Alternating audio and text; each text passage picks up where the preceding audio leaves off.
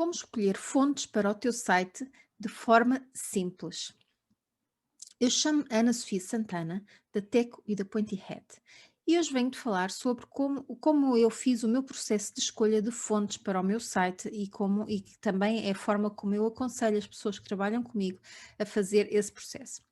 Então, mas primeiro vou-te dar algumas noções básicas sobre estas palavras que se calhar assim ditas à primeira não te fazem grande sentido. Ora bem, o que é uma fonte então?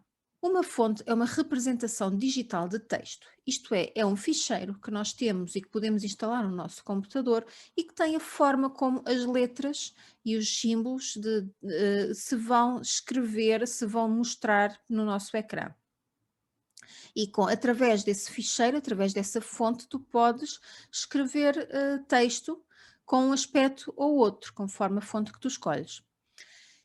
Tipografia é a arte e técnica de combinar fontes para que o texto seja fácil de ler e apelativo. Portanto, aquilo que nós estamos agora, hoje, aqui a conversar é um pouco de tipografia. Portanto, nós vamos escolher as fontes que fiquem bem no nosso site, todas juntas, para que seja fácil de ler e seja fácil de consumir. E então, para isso, nós temos que perceber os básicos de como é que, dos tipos de fontes que existem. Então, eu vou falar aqui sobre 4 tipos de fontes base que nós podemos usar nos nossos sites e em todo o material que nós fazemos escrito. E eles são as fontes do tipo serif, que são fontes em que existe uma pequena linha ou um risquinho nos cantos das fontes. Com certeza já se aperceberam que existem fontes que não têm esses risquinhos. Essas são as sans serif. hum, e as fontes serif normalmente dão um aspecto mais profissional, mais clássico ao nosso texto, e as fontes sans serif dão um aspecto mais moderno, mais clean ao nosso texto. Depois temos os tipos de fonte winding, que são aquelas fontes que só têm simbolozinhos e que nós podemos utilizar para apontamentos visuais no nosso site, como ícones, por exemplo. E temos as fontes de tipo monospace, e estas fontes normalmente são utilizadas para pedaços de código, por exemplo, se nós temos um site mais técnico e queremos fazer e queremos mostrar pedaços de código, normalmente utiliza-se fontes de tipo monospace. Existem mais tipos de fontes, existem bastantes tipos de fontes, no entanto, estas 4 são as mais utilizadas. Então, quando estamos a pensar criar um website, é importante definir que fontes vão ser utilizadas. E para quem tem um estudo de marca já feito por um designer, por um profissional, isto normalmente já está estudado. No entanto, para quem não tem este estudo feito por um designer, como eu não tinha quando criei as fontes e quando criei a imagem da minha marca, eu utilizei um processo muito simples que te vou aqui hoje explicar. Em primeiro lugar, os básicos, já te expliquei o que é uma fonte, o que é tipografia, quais os tipos de fonte básicos de que existem. Depois destes conhecimentos, vamos então escolher fontes. Então, normalmente eu digo sempre que devemos escolher entre 3 a 4 tipos de fontes diferentes. Não mais do que isso, e o ideal é ser mesmo só 3 para não criar muito ruído, para não criar muita confusão no nosso site.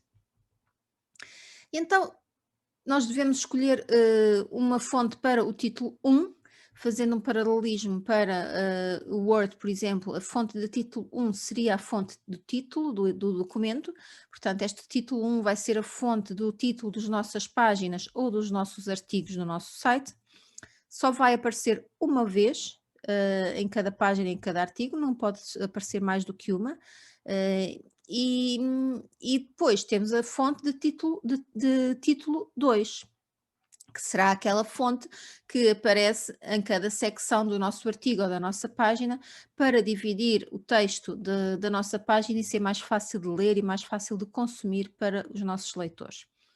E depois a terceira fonte é uma fonte de texto corrido. E esta fonte de texto corrido deve ser uma fonte mesmo fácil de ler e fácil que não canse os olhos. Podemos ter uma fonte também extra para o título do site propriamente dito, se por exemplo a fonte que nós temos no nosso logótipo não seja uma fonte muito fácil de ler para a web, nós podemos utilizar essa fonte para o título do site num logótipo ou mesmo em texto do título do site.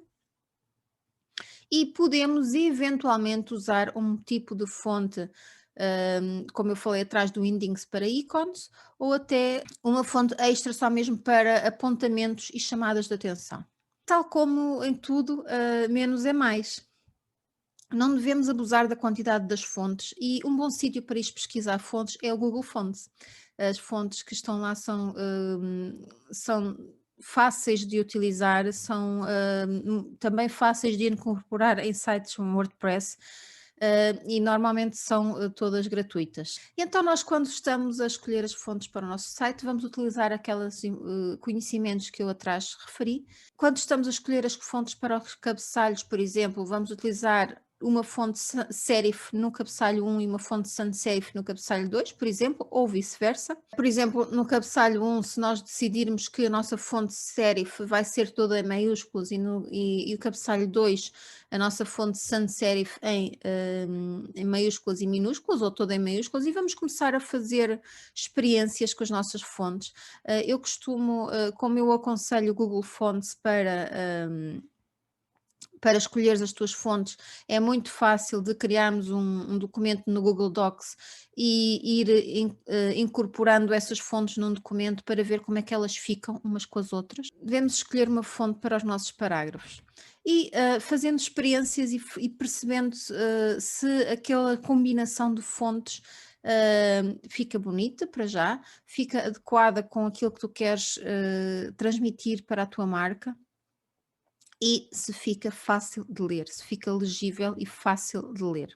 Depois disto tudo, convém definir as regras para a tua tipografia, digamos assim, as tuas regras da tipografia. Se tu achas que fica bem as fontes dos títulos sempre em maiúsculos, tens que dizer isso num documento que depois vais guardar para ti ou para transmitires à pessoa que vai construir o teu site. Se achas que fica melhor um heading em maiúsculos, outro em maiúsculos e minúsculos, ou um só em minúsculos, depende do tipo de letra. Portanto, depois de fazeres as tuas experiências todas, escreve isso tudo no documento que vais utilizar para a definição da tua marca e para transmitir com a pessoa que vai construir o teu site.